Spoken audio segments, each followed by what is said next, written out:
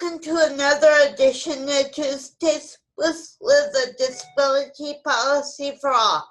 Today I'm very excited to be interviewing Emily Ladau, who is the author of a blog, Words I Will Buy, and the editor-in-chief of the Rooted in Rights, and the author of an article about dating, playing the online dating game in the New York Times. We will be talking today about that subject. So welcome, my friend Emily. Thank you for having me, Liz. I'm so glad to be on the show. Thanks.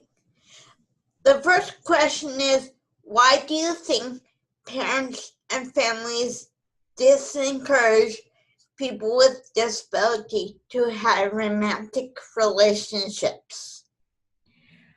I think there are many reasons that parents might assume their child with a disability can't necessarily have a relationship. Part of that is due to the stigma that we experience, and this comes from society as a whole. We often think that people with disabilities are not able to have romantic feelings or have romantic relationships or handle any of the experiences that come along with that.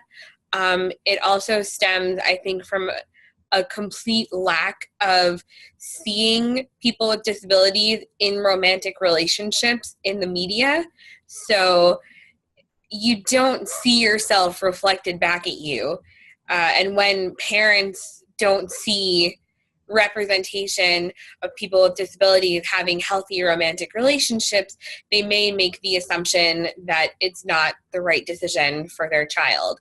On top of that, it's a parent's natural will to be protective of their child. And so while it might be that the parent thinks they have their child's best interest at heart, I always ask parents to take another look at how they perceive what their child can do and realize that romantic relationships are a completely normal part of growing up and, progressing in your life.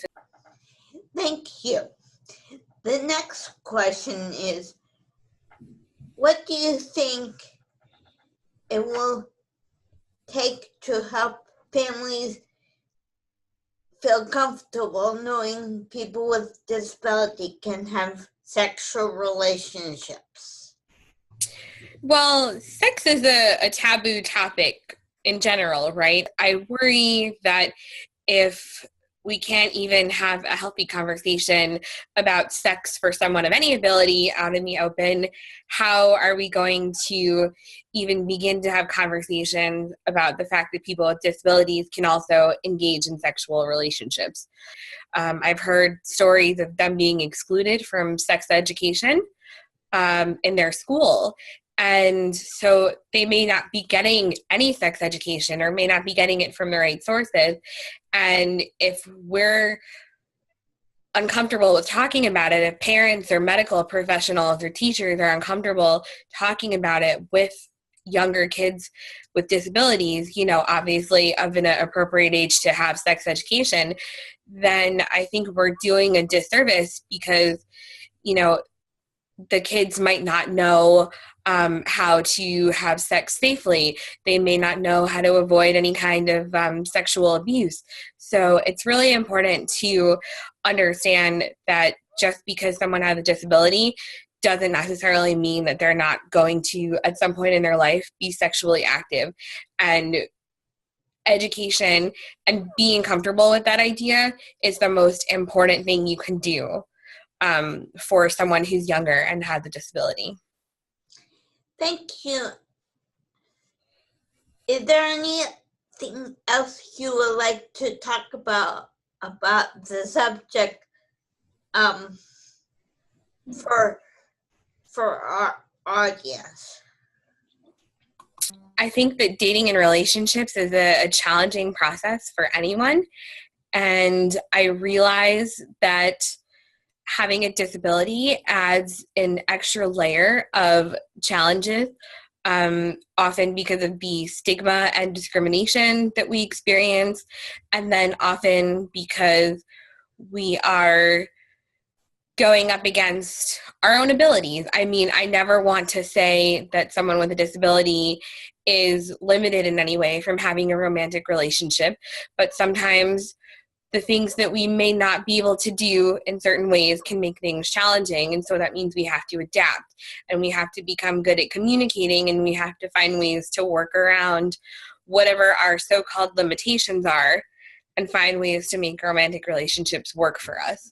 And it can be discouraging and it can be difficult at times. That's just the reality. But I also think that we should not be so quick to give up hope, because I think there are plenty of people who are accepting out there, just as we as people with disabilities are accepting of plenty of other aspects of a person. And the most important thing is to focus on openness and making sure that there's more representation of romantic relationships for people with disabilities in the media, and just generally making it a recognized and normalized part of society. Thank you. And if you have any questions about this or any other policy issues, please go to the AUCU webpage and look for this week's In Brief. If you have any questions or comments about this week's Tuesdays with Liz, please leave them in the space below. Thank you, Emily, and have a wonderful day. Thank you for having me, Liz.